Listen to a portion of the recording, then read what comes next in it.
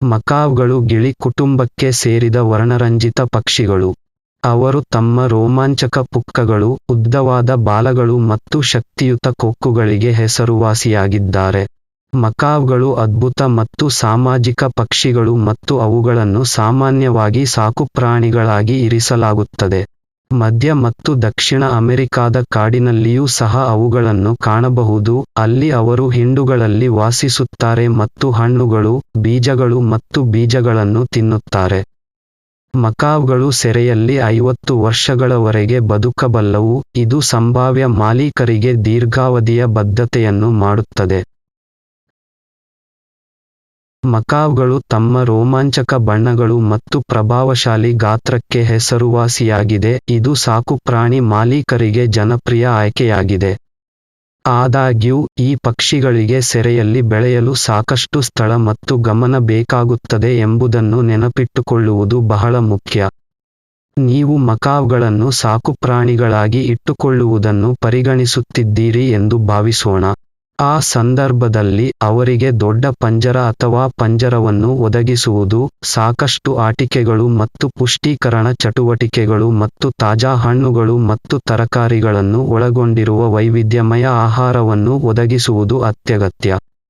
ಹೆಚ್ಚುವರಿಯಾಗಿ, ಅವರ ಅಗತ್ಯಗಳನ್ನು ಉತ್ತಮವಾಗಿ ಅರ್ಥಮಾಡಿಕೊಳ್ಳಲು ಮತ್ತು ಅವರೊಂದಿಗೆ ಪರಿಣಾಮಕಾರಿಯಾಗಿ ಸಂವಹನ ಮಾಡುವುದು ಹೇಗೆ ಎಂಬುದನ್ನು ಅರ್ಥಮಾಡಿಕೊಳ್ಳಲು ಮಕಾವ್ ಅವರ ನಡವಳಿಕೆ ಮತ್ತು ಸಂವಹನವನ್ನು ಸಂಶೋಧಿಸುವುದು ಒಳ್ಳೆಯದು.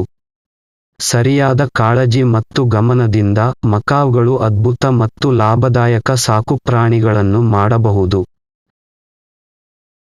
ಮಕಾವ್ಸ್ ಪಕ್ಷಿಗಳ ಲಿಂಗಗಳ ನಡುವಿನ ವ್ಯತ್ಯಾಸ ಗಂಡು ಮತ್ತು ಹೆಣ್ಣುಗಳನ್ನು ಪ್ರತ್ಯೇಕಿಸುವುದು ಕಠಿಣವಾಗಿದೆ.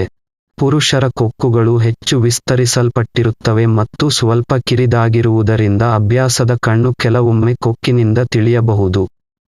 ಕೆಲವು ಜೋಡಿಗಳ ಗಂಡು ಕೂಡ ಹೆಚ್ಚು ಮಹತ್ವದ್ದಾಗಿರಬಹುದು. ಆದಾಗ್ಯೂ, ತಜ್ಞ ವೆಟ್ನಿಂದ ಎಂಡೋಸ್ಕೋಪಿಕ್ ಪರೀಕ್ಷೆಯ ಆಧಾರದ ಮೇಲೆ ಮಾತ್ರ 100% ಖಚಿತತೆ ಸಾಧ್ಯ. ವಿತರಣೆ ಮಕಾವ್ಸ್ ಪಕ್ಷಿಗಳು ಮಕಾವ್ಗಳು ದಕ್ಷಿಣ ಮತ್ತು ಮಧ್ಯ ಅಮೆರಿಕದ ಮಳೆಕಾಡುಗಳಿಗೆ ಸ್ಥಳೀಯವಾಗಿರುವ ದೊಡ್ಡ, ವರ್ಣರಂಜಿತ ಗಿಳಿಗಳಾಗಿವೆ. ಅವರು ತಮ್ಮ ರೋಮಾಂಚಕ ಗರಿಗಳು ಮತ್ತು ಪ್ರಭಾವಶಾಲಿ ರೆಕ್ಕೆಗಳಿಗೆ ಹೆಸರುವಾಸಿಯಾಗಿದ್ದಾರೆ. ಕಾಡುಗಳು, ಸವನ್ನಾಗಳು ಮತ್ತು ಹುಲ್ಲುಗಾವಲುಗಳು ಸೇರಿದಂತೆ ವಿವಿಧ ಆವಾಸಸ್ಥಾನಗಳಲ್ಲಿ ಮಕಾವ್ಗಳು ಕಂಡುಬರುತ್ತವೆ.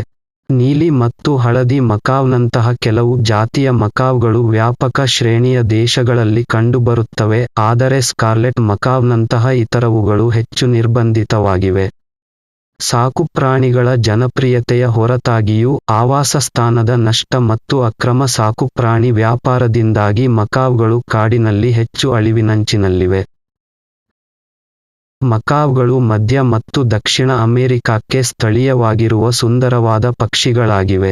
ದುರದೃಷ್ಟವಶಾತ್, ಸಂತಾನೋತ್ಪತ್ತಿ ಮತ್ತು ಆರೈಕೆಯ ಸವಾಲುಗಳಿಂದಾಗಿ ಸೆರೆಯಲ್ಲಿ ಅನೇಕ ಜಾತಿಯ ಮಕಾವ್ಗಳು ಹೆಚ್ಚು ಅಪರೂಪವಾಗುತ್ತಿವೆ. ಪರಿಣಾಮವಾಗಿ, ಮಕಾವ್ಗಳು ಸಾಮಾನ್ಯವಾಗಿ ಖರೀದಿಸಲು ಸಾಕಷ್ಟು ದುಬಾರಿಯಾಗಿದೆ ಮತ್ತು ಕೆಲವು ಪ್ರದೇಶಗಳಲ್ಲಿ ಮಾತ್ರ ಸುಲಭವಾಗಿ ಲಭ್ಯವಿವೆ.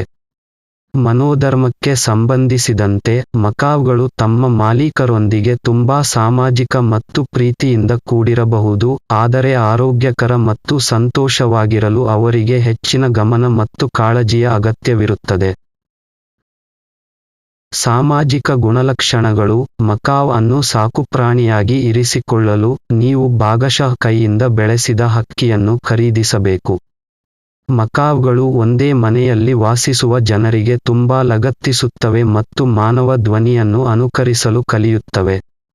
ಆದರೆ ಇದಕ್ಕೆ ಒಂದು ಷರತ್ತೆಂದರೆ ಚಿಕ್ಕಂದಿನಿಂದಲೂ ಅವುಗಳನ್ನು ಮನೆಯ ವಾತಾವರಣದಲ್ಲಿ ಇರಿಸಲಾಗುತ್ತದೆ ಮತ್ತು ಅವುಗಳನ್ನು ಸಮರ್ಪಕವಾಗಿ ಪೋಷಣೆ ಮತ್ತು ಕಾಳಜಿ ವಹಿಸಲಾಗುತ್ತದೆ. ಪಕ್ಷಿಗಳು ಸಾಕಷ್ಟು ಗಮನವನ್ನು ಪಡೆಯದಿದ್ದರೆ ವರ್ತನೆಯ ಅಸ್ವಸ್ಥತೆಗಳನ್ನು ಅಭಿವೃದ್ಧಿಪಡಿಸುತ್ತವೆ. ನೀವು ಮಕಾವ್ ಅನ್ನು ಸಾಕುಪ್ರಾಣಿಯಾಗಿ ಆರಿಸಿದರೆ, ಅದು ಆಜೀವ ಆಯ್ಕೆಯಾಗಿದೆ. ನೀವು ಪಕ್ಷಿಗಳನ್ನು ಸಾಕಲು ಬಯಸಿದರೆ, ಒಂದು ಸಣ್ಣ ಗುಂಪು ಅಥವಾ ಸ್ಥಾಪಿತ ತಳಿ ಜೋಡಿಯನ್ನು ಇಟ್ಟುಕೊಳ್ಳುವುದು ಉತ್ತಮ, ಇದರಿಂದ ಪೋಷಕರು ಪರಸ್ಪರ ಆಯ್ಕೆ ಮಾಡಬಹುದು. ಅವುಗಳ ಗಾತ್ರದ ಕಾರಣ ಅವು ಚಿಕ್ಕ ಪಕ್ಷಿಗಳೊಂದಿಗೆ ಮಕಾವ್ಗಳನ್ನು ಒಟ್ಟಿಗೆ ಇಡುವುದಿಲ್ಲ, ಆದರೆ ಅದೇ ಜಾತಿಯ ಅಥವಾ ಸಂಬಂಧಿತ ಮಕಾವ್ಗಳೊಂದಿಗೆ ಮಾತ್ರ. ಮಕಾವ್ಗಳು ತಮ್ಮ ವರ್ಣರಂಜಿತ ಗರಿಗಳು, ಉದ್ದವಾದ ಬಾಲಗಳು ಮತ್ತು ಬಲವಾದ ಕೊಕ್ಕುಗಳಿಗೆ ಹೆಸರುವಾಸಿಯಾದ ಪಕ್ಷಿಗಳಾಗಿವೆ. ಅವರು 50 ವರ್ಷಗಳವರೆಗೆ ಬದುಕಬಲ್ಲ ಸಾಮಾಜಿಕ ಪಕ್ಷಿಗಳು ಮತ್ತು ಅವರ ಬುದ್ಧಿವಂತಿಕೆ ಮತ್ತು ಮಾನವ ಭಾಷಣವನ್ನು ಅನುಕರಿಸುವ ಸಾಮರ್ಥ್ಯಕ್ಕೆ ಹೆಸರುವಾಸಿಯಾಗಿದ್ದಾರೆ. ಮಕಾವ್ಗಳು ಸಹ ಶಕ್ತಿಯುತ ಫ್ಲೈಯರ್ಗಳು ಮತ್ತು ಗಂಟೆಗೆ 35 ಮೈಲುಗಳವರೆಗೆ ತಲುಪಬಹುದು. ಅವು ಮಧ್ಯ ಮತ್ತು ದಕ್ಷಿಣ ಅಮೆರಿಕಾದ ಮಳೆಕಾಡುಗಳಲ್ಲಿ ಕಂಡುಬರುತ್ತವೆ ಮತ್ತು ಪರಿಸರ ವ್ಯವಸ್ಥೆಯ ಅತ್ಯಗತ್ಯ ಭಾಗವಾಗಿದೆ.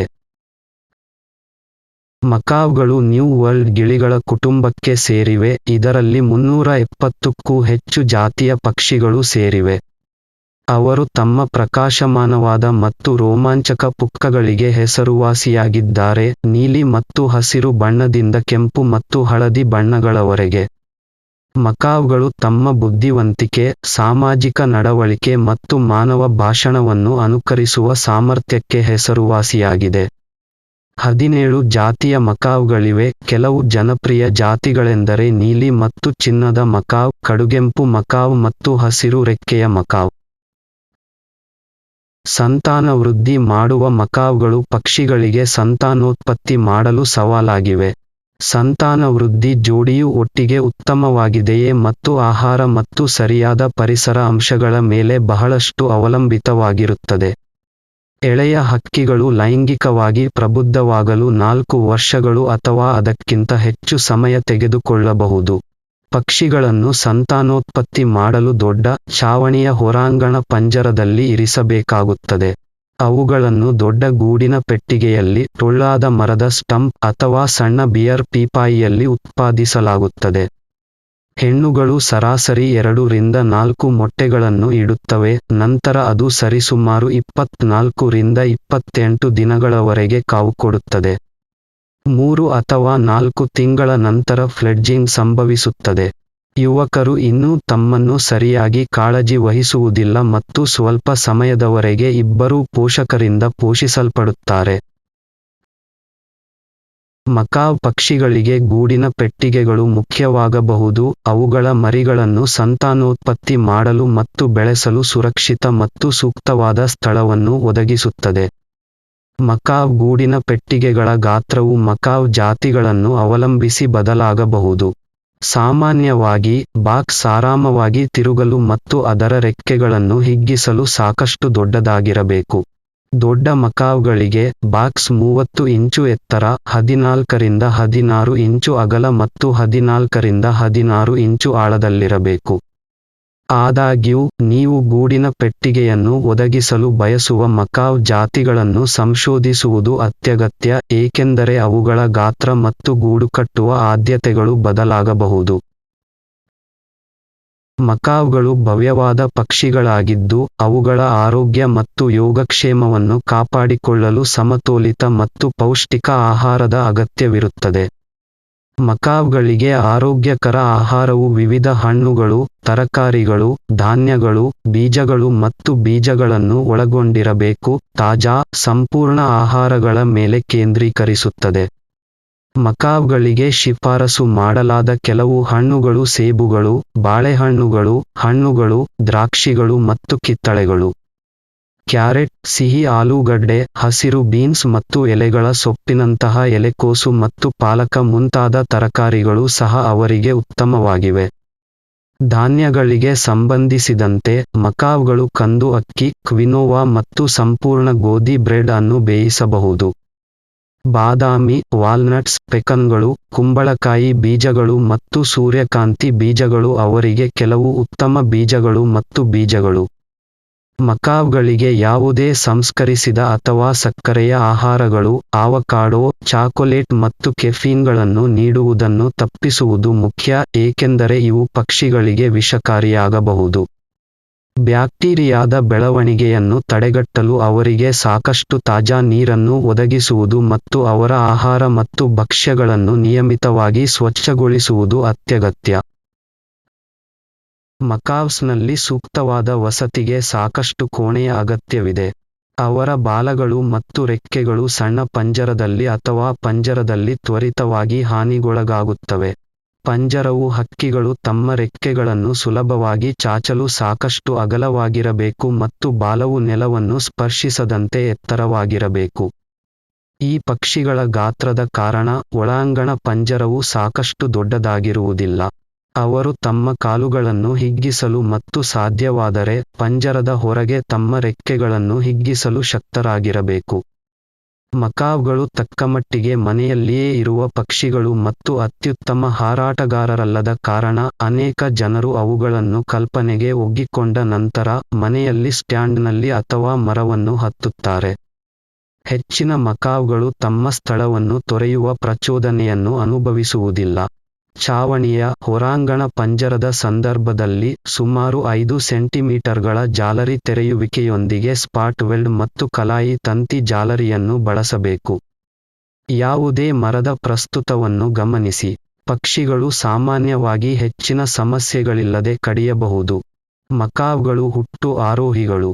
ಅವರು ಅತ್ಯಗತ್ಯ ಪಾರ್ಶ್ವದ ಕೊಂಬೆಗಳೊಂದಿಗೆ ಮರದ ಸ್ಟಂಪ್ಗಳನ್ನು ಉತ್ಸಾಹದಿಂದ ಬಳಸುತ್ತಾರೆ. ಪಂಜರವನ್ನು ಇತರ ಸಸ್ಯಗಳೊಂದಿಗೆ ತುಂಬುವುದರಲ್ಲಿ ಸ್ವಲ್ಪ ಅರ್ಥವಿಲ್ಲ ಏಕೆಂದರೆ ಪಕ್ಷಿಗಳು ಅವುಗಳನ್ನು ತ್ವರಿತವಾಗಿ ತುಂಡು ಮಾಡುತ್ತವೆ. ಬಗ್ಗೆ ನಿಮ್ಮ ಅಮೂಲ್ಯ ಸಲಹೆಗಳು, ವಿಲಕ್ಷಣ ಪಕ್ಷಿಗಳು ಮತ್ತು ಪ್ರಾಣಿಗಳು, ಮತ್ತು ಕಾಮೆಂಟ್ಗಳ ವಿಭಾಗಗಳಲ್ಲಿ ಬ್ಯಾಗ್ಗಳನ್ನು ಫೀಡ್ ಮಾಡಿ, ಅದನ್ನು ಪರಿಗಣಿಸಲಾಗುವುದು. ನಿಮಗೆ ಯಾವಾಗಲೂ ಸುಸ್ವಾಗತ. ಜಾಹೀರಾತುಗಳು, ಪ್ರಕಟಣೆಗಳು, ವೈಯಕ್ತಿಕ ಜಾಹೀರಾತುಗಳು ಅಥವಾ ವಾಣಿಜ್ಯ ಜಾಹೀರಾತುಗಳಿಗಾಗಿ ನಮ್ಮನ್ನು ಸಂಪರ್ಕಿಸಿ. 914448092092. ಈ ವಿಡಿಯೋವನ್ನು ಶೈಕ್ಷಣಿಕ ಉದ್ದೇಶಗಳಿಗಾಗಿ ರಚಿಸಲಾಗಿದೆ ಮತ್ತು 5 ಭಾಷೆಗಳಲ್ಲಿ ಲಭ್ಯವಿದೆ: ಇಂಗ್ಲಿಷ್, ಹಿಂದಿ, ಕನ್ನಡ, ಉರ್ದು ಮತ್ತು ತಮಿಳು. ಎಲ್ಲಾ ಭಾಷೆಗಳ ಲಿಂಕ್ ಅನ್ನು ವಿವರಣೆಯಲ್ಲಿ ಕಾಣಬಹುದು. ನಾವು ಡೈಲಿಯಲ್ಲಿ ವಿಲಕ್ಷಣ ಪಕ್ಷಿಗಳು ಮತ್ತು ಪ್ರಾಣಿಗಳನ್ನು ಒಳಗೊಂಡ ಹೊಸ ವಿಡಿಯೋಗಳನ್ನು ಅಪ್ಲೋಡ್ ಮಾಡುತ್ತೇವೆ.